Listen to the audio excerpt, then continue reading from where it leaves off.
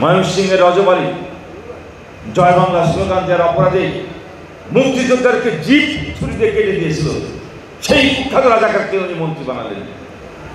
রাজাকার আব্দুল মান্নান, মৌলানা মান্নান, তাকে নিয়ে এসে মন্ত্রী বানালেন। উনি নাকি মুক্তিযোদ্ধা ছিলেন। এটি হলো মুক্তিযোদ্ধার তার চেতনা ধারণ করছেন। মুক্তিযুদ্ধের পক্ষের লোক উনি খুঁজে পান নাই। যত স্বাধীন বিরোধী রাজাকার আলবদরকে নিয়ে এসে উনি সেই পাকিস্তানের ভাবধারা প্রতিষ্ঠা করেছিলেন, বঙ্গবন্ধুর নাম নিষিদ্ধ করেছেন। ৭৮ সালে সেই সময় আমরা দেখছি নাজার দিবস পালন করেছে। উনি নতুন দল গঠন করেছিলেন, জাগো দল। সেই জাগো দল দিয়ে উনি নাজার দিবস পালন করেছিলেন 15ই আগস্টে, জাতীয় পিতার শোক দিবস। বঙ্গবন্ধুর ভাষণ, স্বাধীন ভাষার ভাষণ বাড়ি থেকে আমরা হামলার শিকার হয়েছে। আমি নিজে 1978 সালে আমার কুষ্টিয়াতে ওখানে সেই সময় ভাষণ বাড়িতে যে আমাদেরকে হামলা করা ছিল, আমরা আহত হয়েছিলাম। কি কারণে? বঙ্গবন্ধুর উপরে কেন ক্ষোভ থাকবে একজন মুক্তিযোদ্ধা যিনি স্বাধীন রাষ্ট্র প্রতিষ্ঠা করেছিলেন? বঙ্গবন্ধুর সঙ্গে যে আমাদের কোনো ব্যক্তিগত কোনো সম্পর্ক, খারাপ সম্পর্ক থাকার কথা ছিল না, বরং বঙ্গবন্ধুর প্রতি যে আমাদের আজীবন কিন্তু থাকা উচিত ছিল। যে সেই সময় তার স্ত্রী, তার সংসারকে বঙ্গবন্ধু জেরমানের স্ত্রীকে নিজের মেয়ে হিসেবে মা বঙ্গবন্ধু বলেছিলেন। জেরমানের ক্ষমতার কথা ছিল পাকিস্তানিদের প্রতি।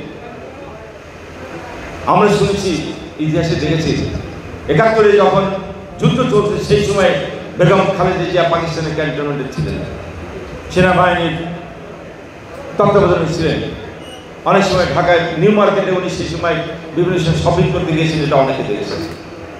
জেরমান থেকে আনতে পাঠিয়েছিল, উনি যান নাই। আমার প্রশ্ন হলো যে জেরমান বেগম খালেদা কি বন্দী ছিলেন সেই সময় নাকি স্বেচ্ছায় ছিলেন? যদি আমি ধরে নিই বন্দী ছিলেন, বন্দী যদি থাকে তাহলে তো জেরমানের সবচেয়ে ক্ষোভ থাকার কথা পাকিস্তানিদের প্রতি, রাজাকারদের প্রতি। সেখানে তাদের প্রতি না ক্ষোভ করে উনি বঙ্গবন্ধুর প্রতি ক্ষোভটা আসলে কেন? বঙ্গবন্ধুর নাম নিশানা মুছে দেওয়ার চেষ্টা করলেন। এই সবগুলো ঘটনায় প্রমাণ করে জিয়া আসলে ১ নম্বর ছিল সে পাকিস্তানি এজেন্ট, ২য় নম্বর হচ্ছে সে বঙ্গবন্ধুর খুনি মূল চক্রান্তকার। প্রমাণ আমরা দাবি করি সেই কারণে যে আজ এই 15ই আগস্টে হত্যাকাণ্ডের জন্য আবার তদন্ত কমিশন গঠন করা হোক। এই হত্যাকাণ্ডের আত্মস্বীকৃত খুনিদের পিছনে কারা মদত দিয়েছে তাদের মুখোশ সরকারিভাবে, রাষ্ট্রীয়ভাবে, আনুষ্ঠানিকভাবে উন্মোচিত হওয়া প্রয়োজন আছে।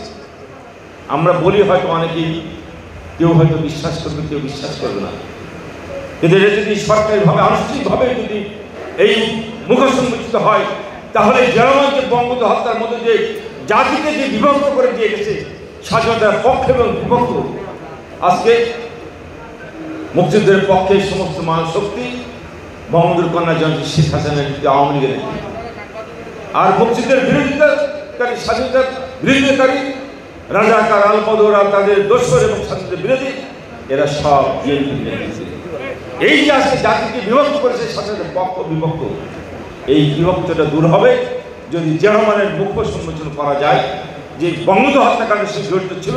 তাহলে আমার মনে হয় যে আমরা বিভক্ত জাতিকে থেকে আমরা বের হতে পারবো। এই জন্যই এই তদন্ত কমিশনটা হওয়া জরুরি দরকার।